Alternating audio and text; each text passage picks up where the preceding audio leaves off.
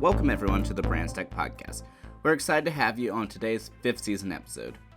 So for today, we are having another interview with an amazing guest who's taken their time here to speak with us.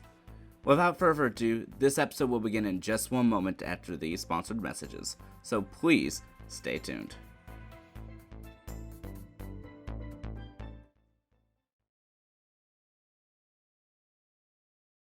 Are you a content creator or business owner? Perhaps you're a podcaster like myself. Well, regardless, go ahead and check out riverside.fm for all your recording needs. Riverside allows for high quality video and audio content. In fact, you're able to make posts for Instagram, Snapchat, or whichever social media pages you like, all within their platform. And the best part about it, you don't have to install a separate application. It's all online. To go ahead and check out more information, click the affiliate link located within the episode description. Without further ado, let's get into today's episode.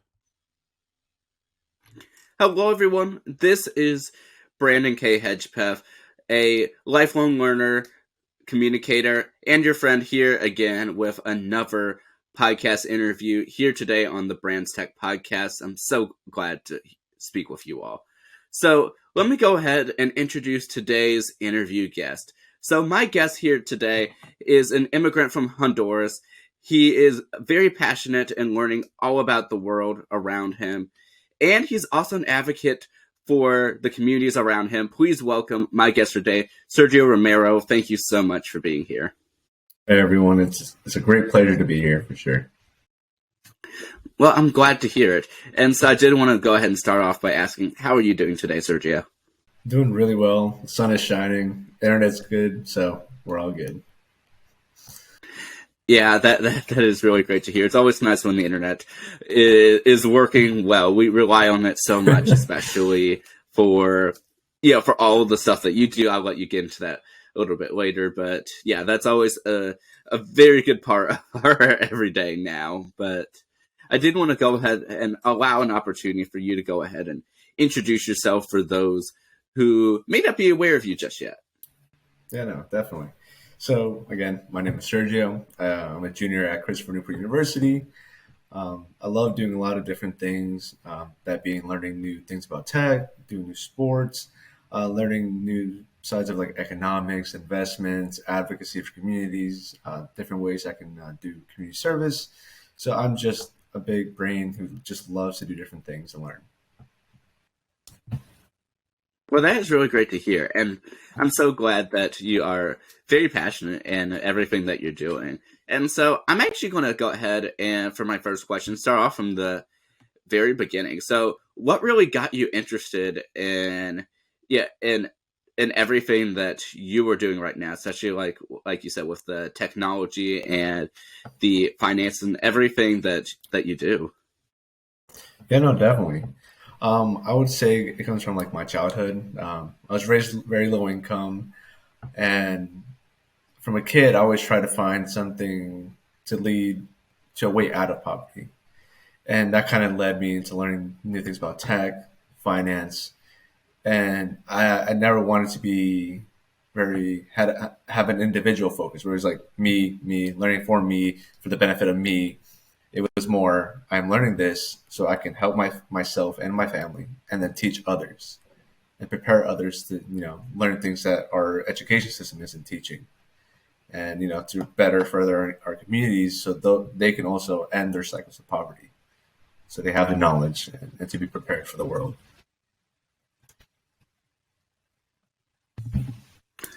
Wow, well, I'm glad to hear that, that you are willing to do this for the community, and whether it's your familial community or your just economic community all around, that that you're doing this to help others alongside yourself, and not necessarily just for for your own needs. And so of course we mentioned too that you are originally from Honduras, and so how long have you did you originally live there, or when did you come to the United States? Yeah. So I've lived in the United States for the majority of my life. I'd want to say I lived in Honduras for like 2-3 years. But those 2 3 years, I do remember those were some pivotal moments in my life. Just getting to experience that side of like the world, and then coming back here. But yeah, I think I spent at least one full year in school there, and then the rest is here. Wow, that is actually really interesting. And how much, like, genuinely, I'm just curious, do you remember from living there? And have you been able to go back there since you moved to the United States? Or Mhm. Yeah, unfortunately, I haven't been able to go back like recently. I would love to go back. I mean, it's a beautiful country. It's just a lot of beautiful places to visit. I'm from a small village on a mountain, so I get to see that side of like the country besides like the tourist areas. But I do remember a lot. Like I said, that one year in school, is very different.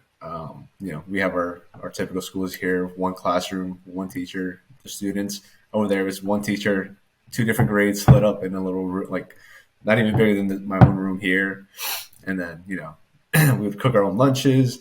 We would kind of just it's very different, and I remember it very well. I took a lot from it. I'd say I learned as a person from it. And if anyone ever has the opportunity to, visit a small village in some Central American country, definitely do so because you'll learn a lot. that actually sounds really interesting. And so, when you initially moved from Honduras to the United States, where did you initially move? Yeah, move to? Because I know right now you're at Christopher Newport University, but I know this isn't where you initially started off. Yeah.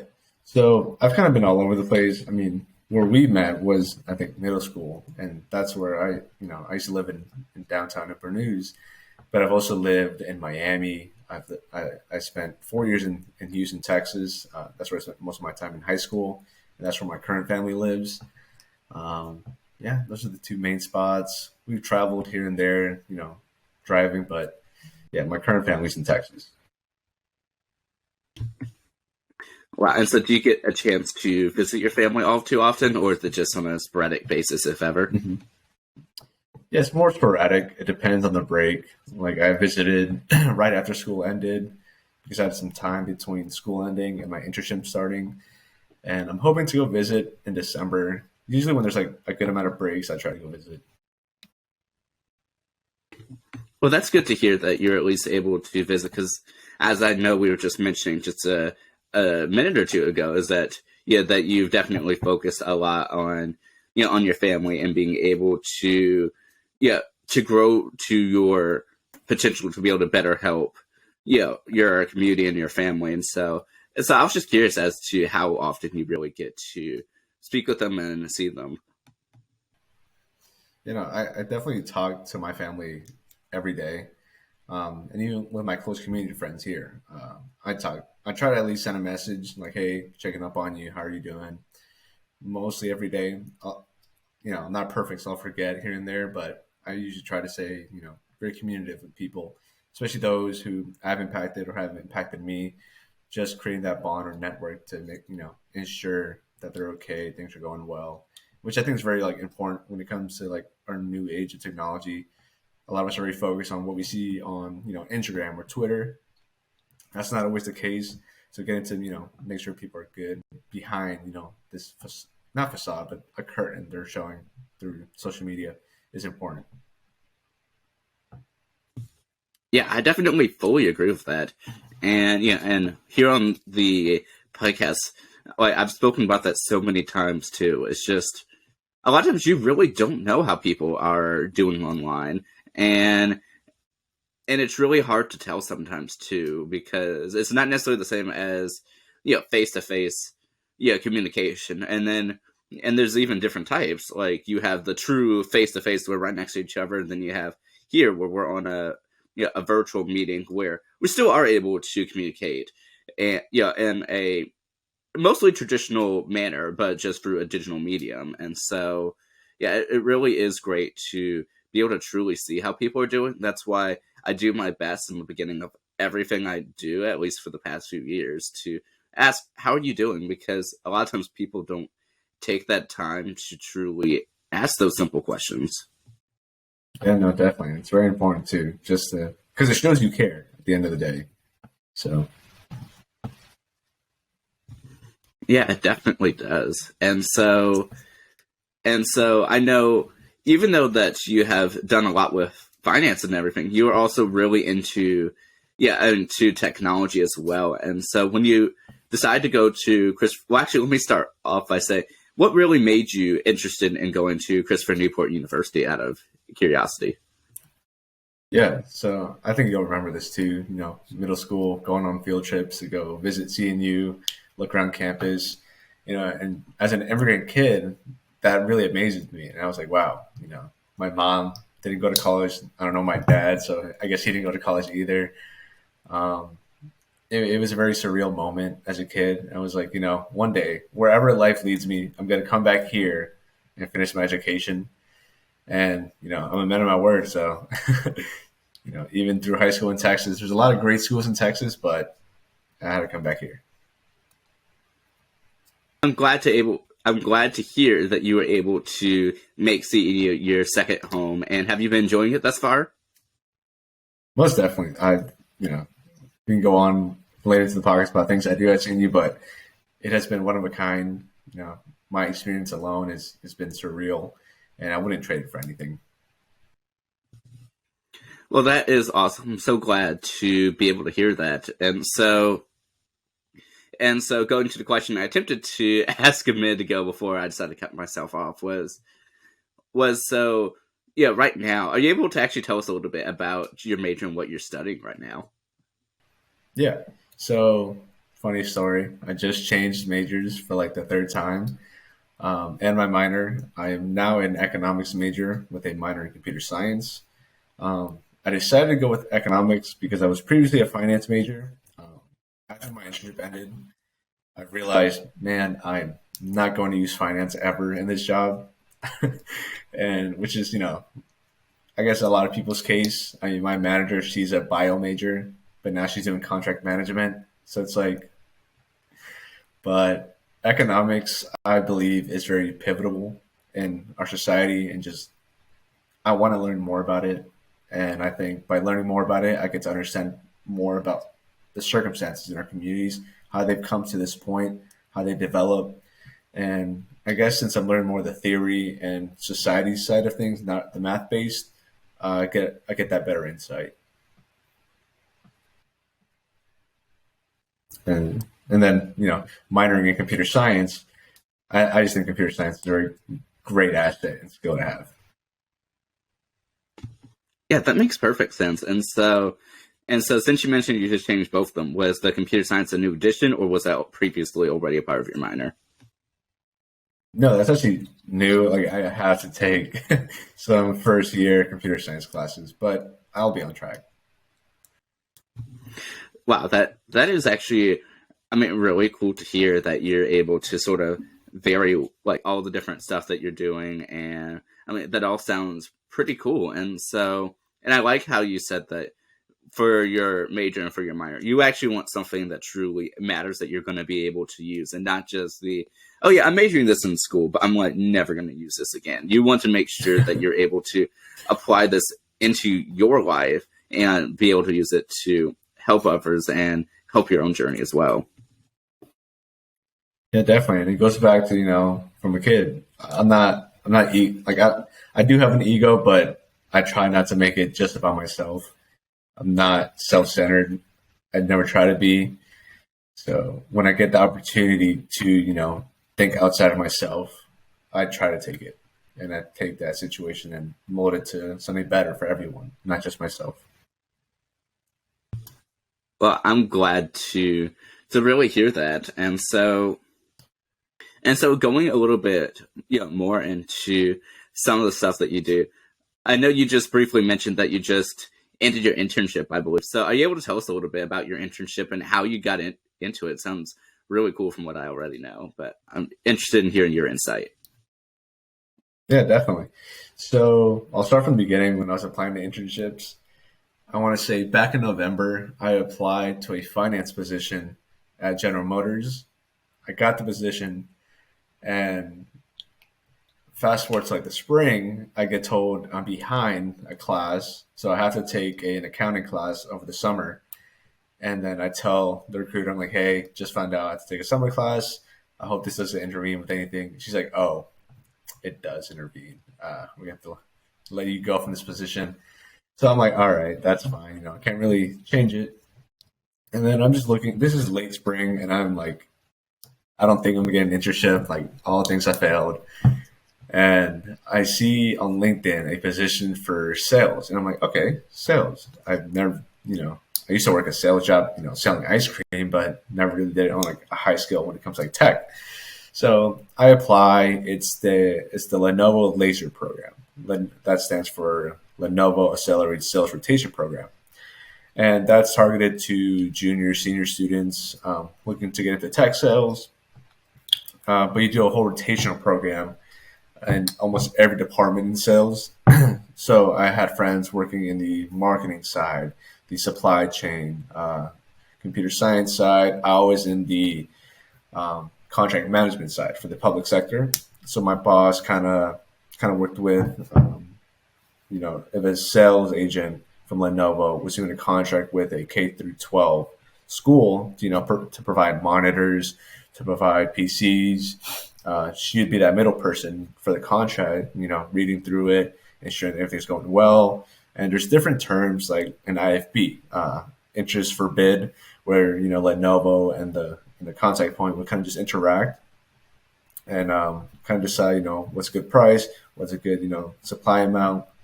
And I did some of that. Got to look at contracts, talk with customers, but I also worked on a research project.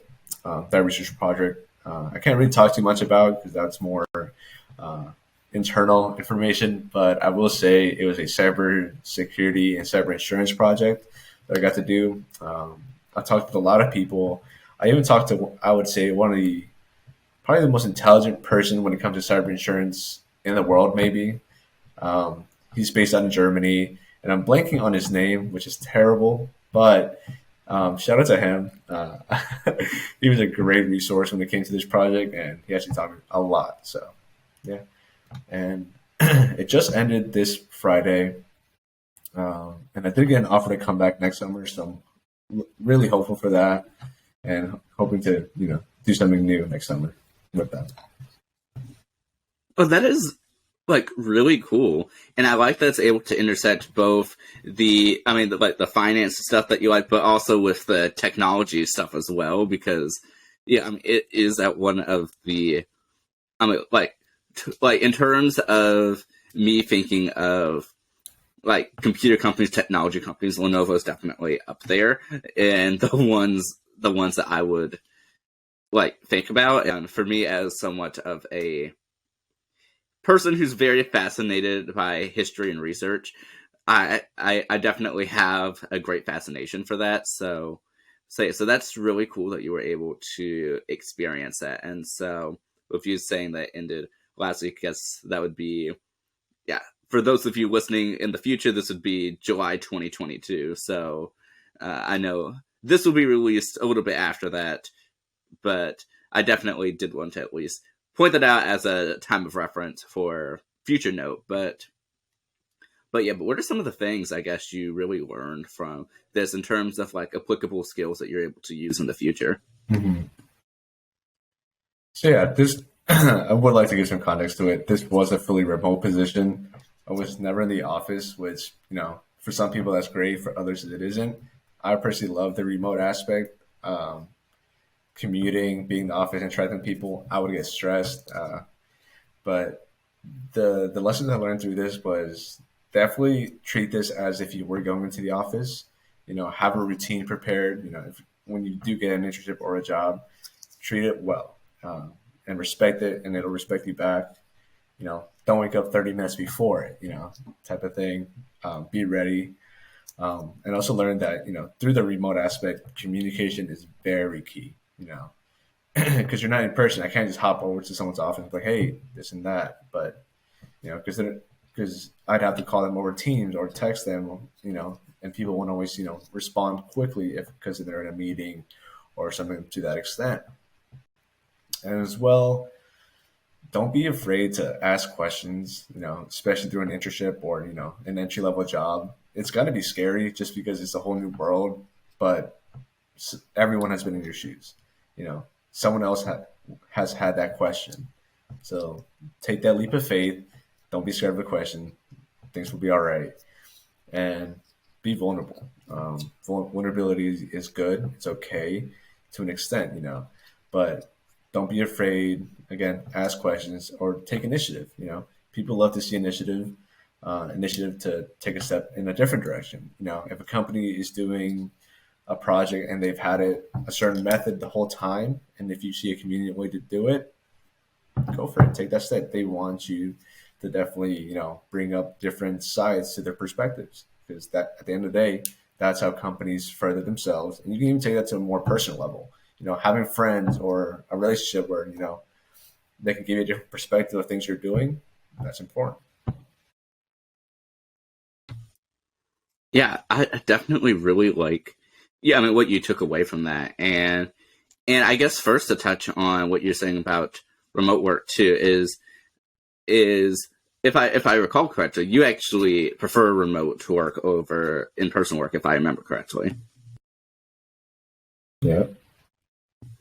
Yeah, I'm the same way. And like, for me, I actually do, for those listening who aren't already aware, I do all of my classes and stuff remote because to me that works better with my schedule and all the stuff that I do. And it truly is different for each person. And so, and even like for each, at least for me, each individual experience as well. Like for me, like for college graduation, for sure I would be doing that physically and not virtually.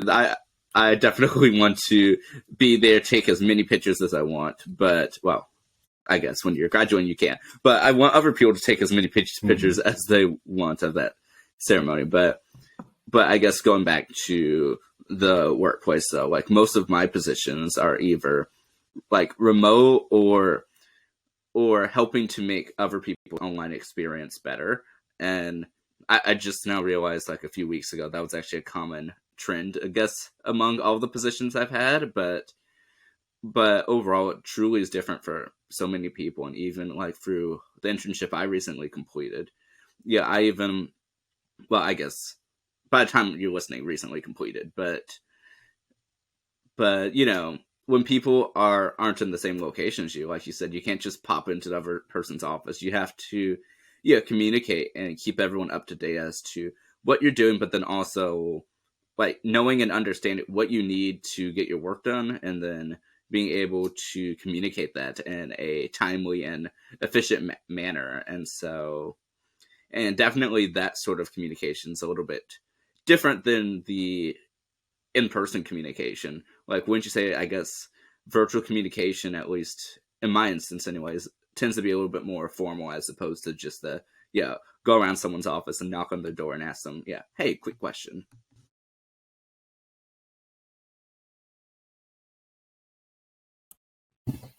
I guess it would really depend on the person. For my manager, I know if I had to really call, I would text her first, and if she replied to it, I'd immediately call. For some other people, I would have to schedule like a 2 months in advance, not 2 months, but like really far out date, and even that would be postponed. But even at the closer level, like with some of the other interns I would work with or talk with, you know, I can't pop into a room they're in, so you know, I'd have to message them, wait for them to message if they're on break. I wouldn't hear back from them for 20 minutes. So it's very difficult in that sense, but communication is very important, so you can definitely get around that. Yeah, that is quite true. And since you mentioned that you did communicate with your fellow interns, how much were you really able to, yeah, if you're able to answer this anyway, yeah, really get to know them and being able to speak with them since you all were all in very different locations from each other? Mm-hmm. I would say a good amount. The program I was in did a really good job to having a week of orientation, which involved getting to know the company, getting to know the cohort, just because they understood that networking and relationship building is very important to furthering your career. Um, I got to really meet and build a networking relationship with two other interns. I actually went up to the headquarters office, I want to say early July, to go see an esports event. And that also was like amazing. Lenovo has like a gaming aspect, which they also do. And I got to see that live. And I went with those two interns. And we like got an Airbnb. We just spoke about like, our lives, our interests, Lenovo, how we got to this point of our lives. And, I'm glad that Lenovo was able to instill in our minds how important it is to network and relationship build because, this is a relationship I can see having for a long time. If we both come back or all three of us come back to Lenovo, that would be a point of contact we can have for future references. So yeah. That is really cool. And I'm so glad that Lenovo was able to accommodate that and, make this experience possible for you. And out of curiosity, how was the esports game that you were able to see?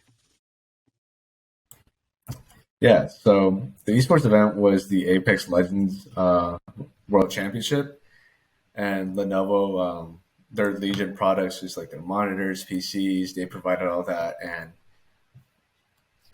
it was amazing. It was a 4-day event, Thursday to Sunday, and I went for all 4 days. I wasn't just going for one day; I was there every day.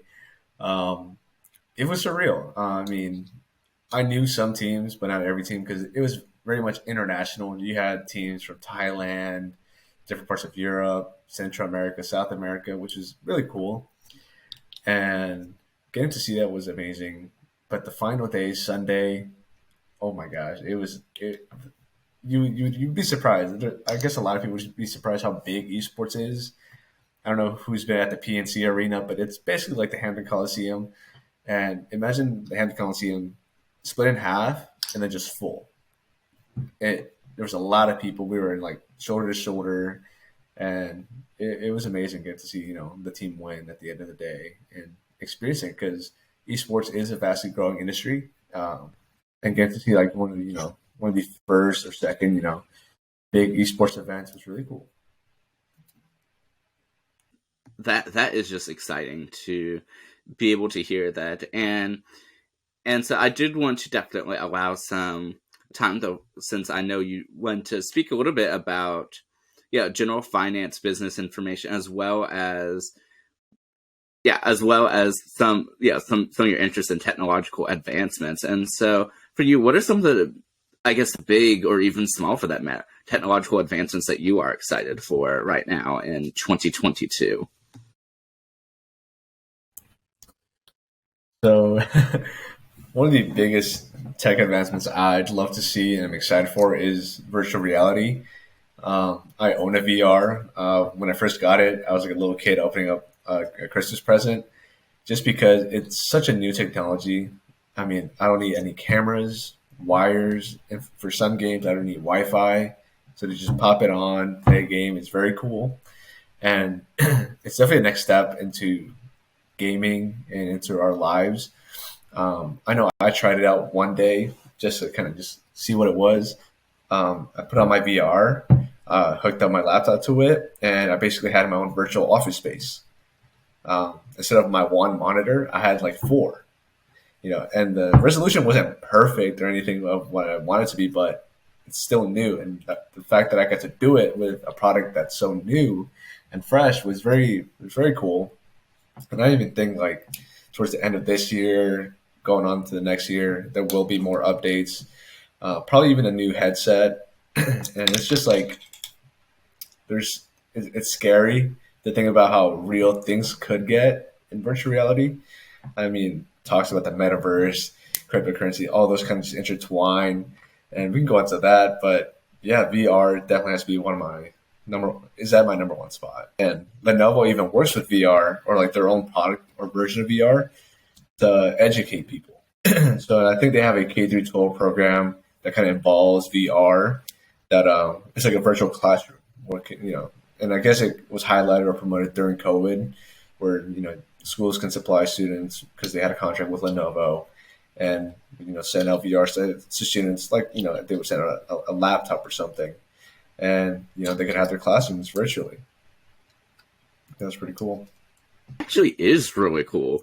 And I mean, I never even would have thought about that as a use for virtual reality. But I mean, it's just such a great use for that. And so I'm glad to hear Lenovo was able to work on that. And yeah, that is a really cool interest to have into that. And so where are you hoping that virtual reality goes over the next few years? I guess the rest of the 2020s.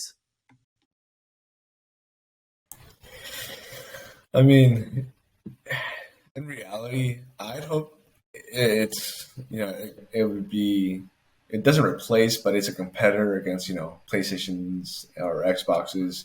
I guess at that point where it's a major competitor, but I can honestly see it like the advances being very linear, where it could be a component of our everyday lives. I'm not saying it will, but it has the potential to be it. Right now we're at the stage where it's a headset where you have to have it on. The next step is making it glasses. Being able to put on VR goggles where it's as simple as just putting on your face like this. That's your glasses already, and what we see could be a different world, but that same world, I'm talking to you. This podcast can be done on VR goggles, and there's just so much unknowns. It's such a gray area when it comes to that area of tech and VR. And I just think that the rest of 2020s we'll have VR goggles and people will be using VR for remote work and remote education.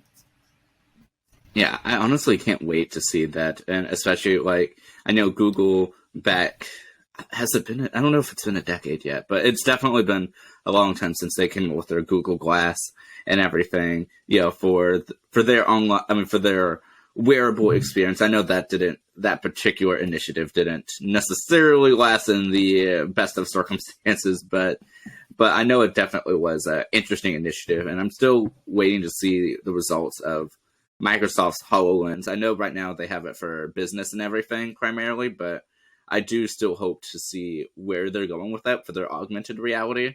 And and since you mentioned podcasts, if I ever can manage to I never even thought of that as a possibility, but if I can ever one day figure out a virtual reality podcast, I would definitely try to, if I remember, send you a message, because that actually sounds really cool now, and I should just add that to the list of things I want to try out. I mean, honestly, you could even do it now. There is a YouTuber I watch, not on a regular basis because of his method of uploading, but what he'll do is he'll get on VR, and there's this one platform. I forget what it's called, but it's basically a simulation of a game where you can visit different worlds or different aspects. Like you can visit a cafe, or you can visit a friend's apartment, kind of thing.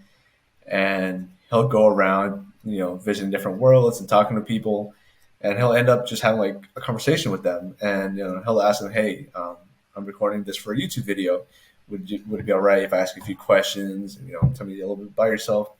And some people will go like into great depth about their lives, and it's pretty surreal because at the end of the day, you don't know who that person is. They're just a person with a headset who might be a giraffe or an anime character, on the VR, and they'll go into depth just about their marriages, their situations in their lives, and these are people from like all over the world.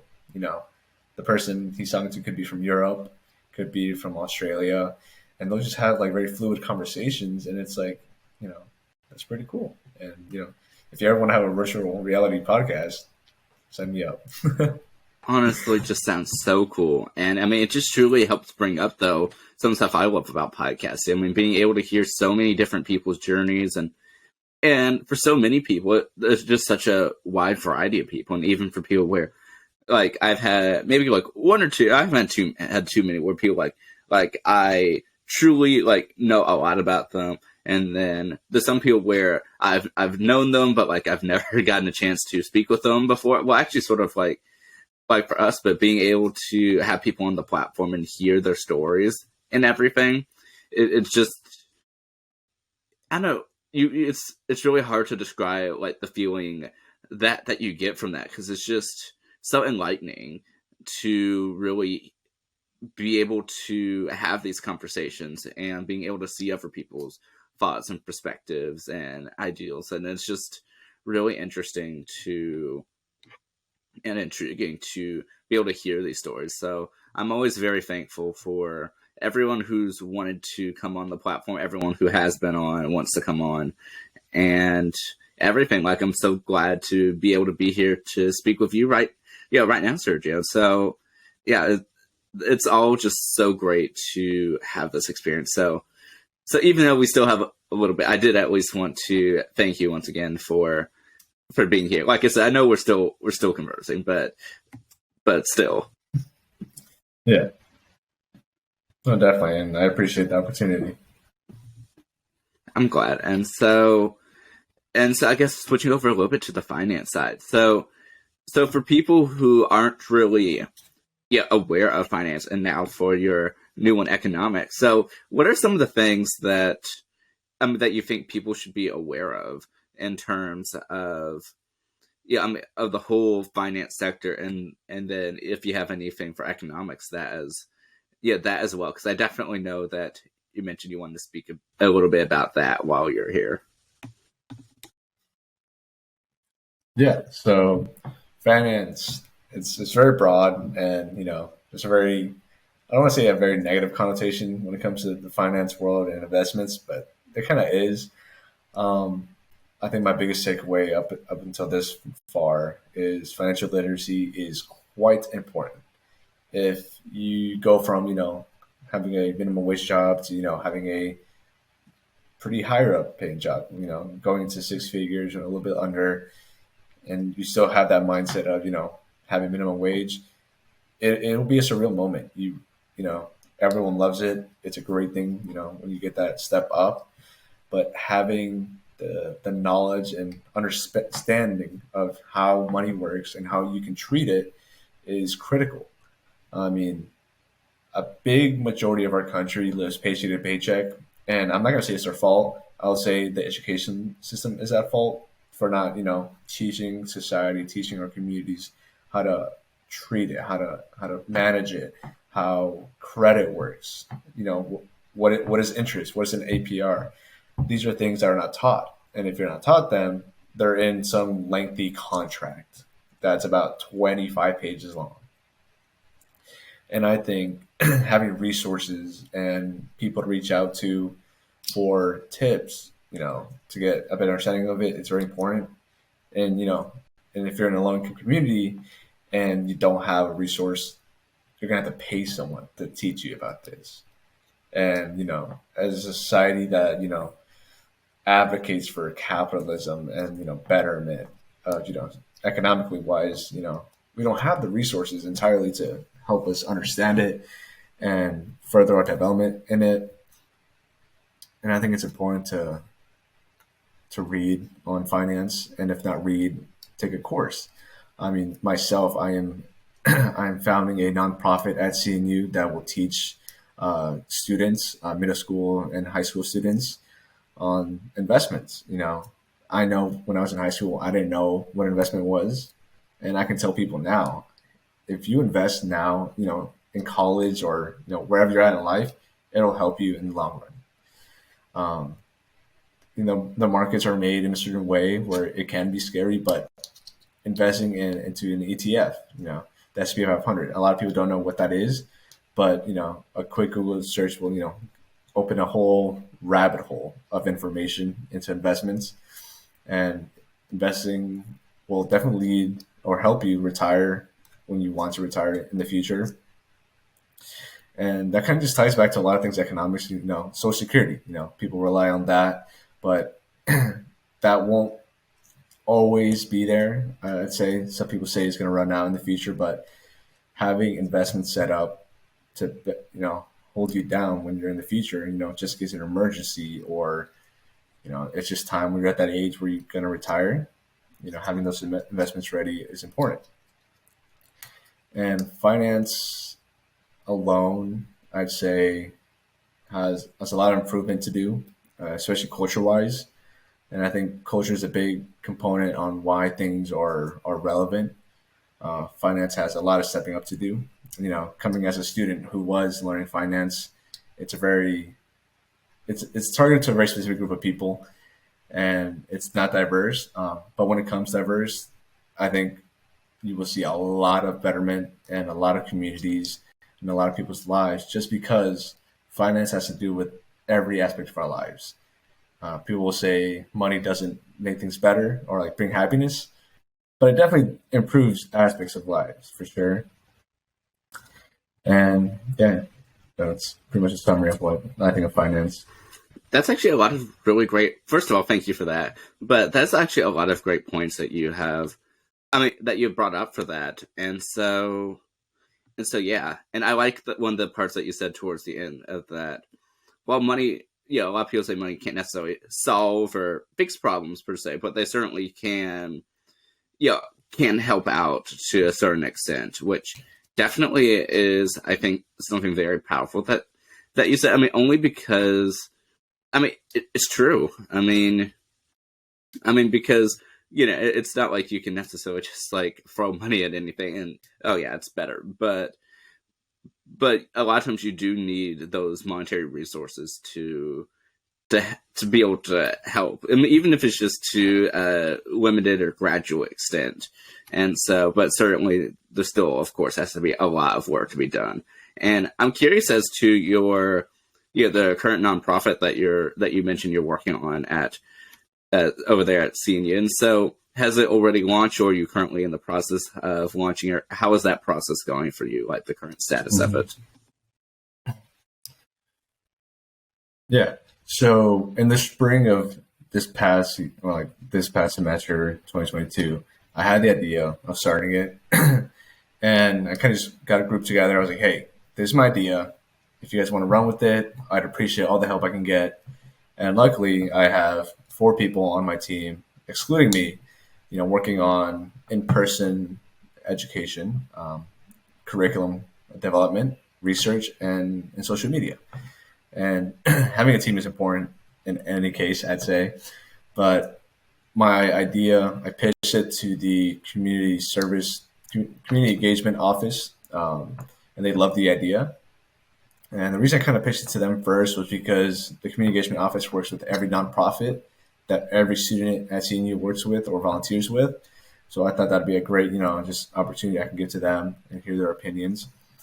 So over the summer, I've been working on a curriculum targeted for middle school and high school students, just because there will be some nonprofits that have a combination of both and won't always have just middle school or just high school students.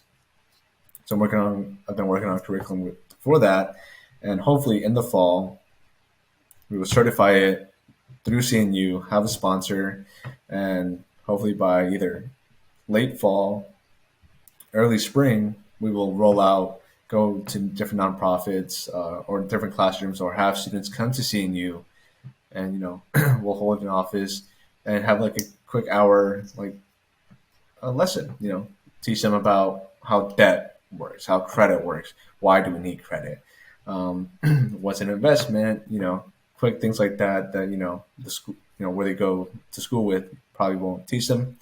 And yeah, having just some knowledge, when they're ready for college or, anything after high school, they'll probably be prepared or have some background knowledge to help them be prepared.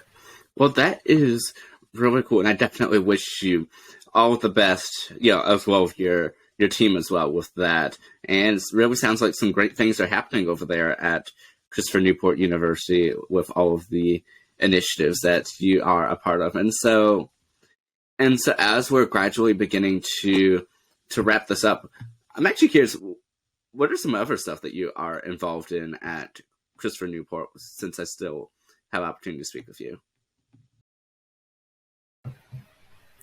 Yeah, so I would say a good amount of things. I try not to overstretch myself, just because I'd rather have a good 4 quarters over 100 pennies.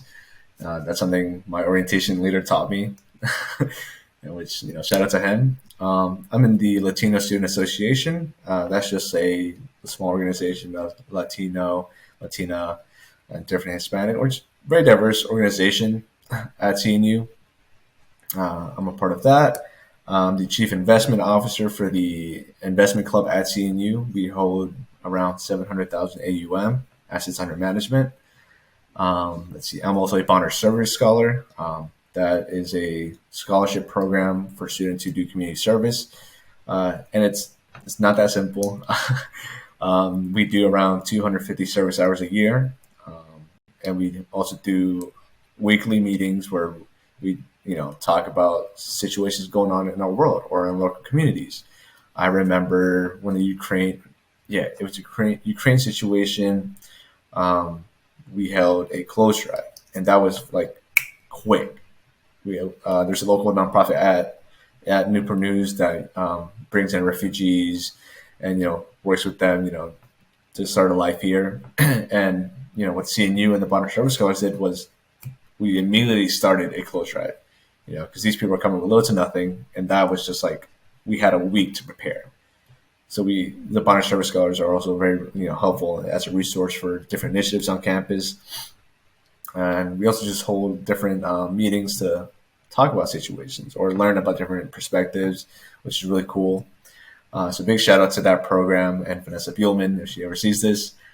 Let's see, and I think that's about it. I am trying to work on a different initiative with a close friend of mine. He goes to UCLA. It's called the SOS Initiative, kind of similar to that, the Black Panther Party. He's working the more resource side of things.